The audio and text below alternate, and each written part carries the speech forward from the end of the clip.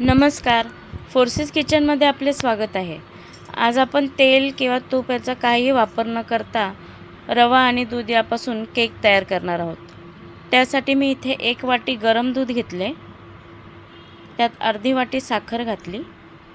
दूध गरम असल्यामुळे साखर पटकन विरघळते. आता ही साखर विरघळली की त्यात 1 वाटी बारीक रवा घालायचा. तोही मिक्स करून घ्यायचा चांगल्या प्रकारे. आता हा रवा मिक्स झाला की 10 मिनिटे झाकण ठेवून बाजूला ठेवून द्यायचे. त्यानंतर मी इथे एक केकचा टीन घेतला आहे. त्याला तेल लावून घेऊ, म्हणजे केक याला खाली चिकटणार नाही. आता तेल सगळीकडे लावून घेतल्यावर त्याच्यावर मैदा भुरभुरायचा. अशा प्रकारे हा टीन आपण बाजूला तयार करून ठेवू.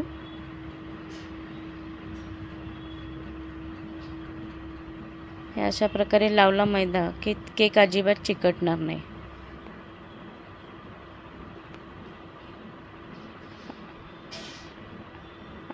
असा मस्त हा केक तयार होतो, अगदी खूप जास्त साहित्य न वापरता. आता हा रवा 10 मिनिटे भिजला आहे. त्यामध्ये अर्धा चमचा व्हॅनिला इसेन्स घातला. व्हॅनिला इसेन्स मिक्स करून घेतले. नंतर त्यामध्ये 1 चमचा बेकिंग पावडर घातली. बेकिंग पावडर म्हणजे जी केक वगैरे तयार करण्यासाठी वापरतात ती. आणि अर्धा चमचा खायचा सोडा घातला, जे आपण भजी करताना वापरतो तो. आता हे पण चांगले मिक्स करून घ्यायचे.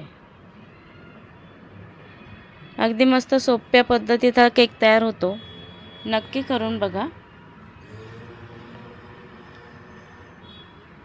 आता हे सगळे छान मिक्स झाले की आपण जो मैदा लावलेला केकचा टीन आहे त्यामध्ये हे मिश्रण टाकायचे. आता हे सगळे करायच्या आधी मी गॅसवर एक कढई तापत ठेवली ती 15 मिनिटं. झाकण लावून ठेवायची, प्रीहीट करून घ्यायची.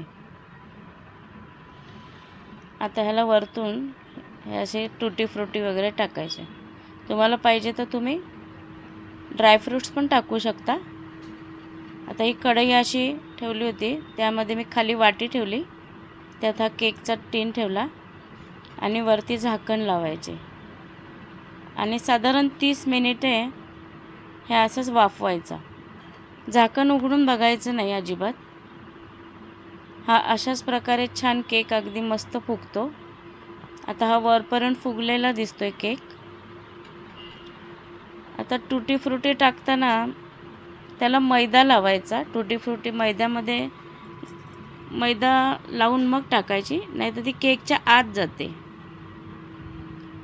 हा केक आपला तयार आहे. आता हा बाजूला काढून घेऊ. गार करून घ्यायचा आणि मगच त्याचे तुकडे करायचे. आता हा असं मी सुरीने मोकळा करून घेतला आणि तो एका ताटामध्ये काढून घ्यायचा. किंवा तुमच्याकडे जाळी असेल तर त्यावर हा केक ठेवायचा. हा असा मस्त केक तयार आहे. जाळी असेल तर त्यावर हा केक ठेवून गार करायचा आणि मग तुकडे करायचे. अशाच प्रकारच्या सोप्या रेसिपीसाठी चॅनलला लाईक, शेअर आणि सबस्क्राईब करा. आता मी मैदा लावला नव्हता म्हणून टुटी फ्रुटी त्याच्या केकच्या आत गेली, म्हणून मैदा थोडासा लावून मग टुटी फ्रुटी वरतून टाकायची. आता हा केक असा मस्त तयार झाला आहे बघा, खूप सुंदर.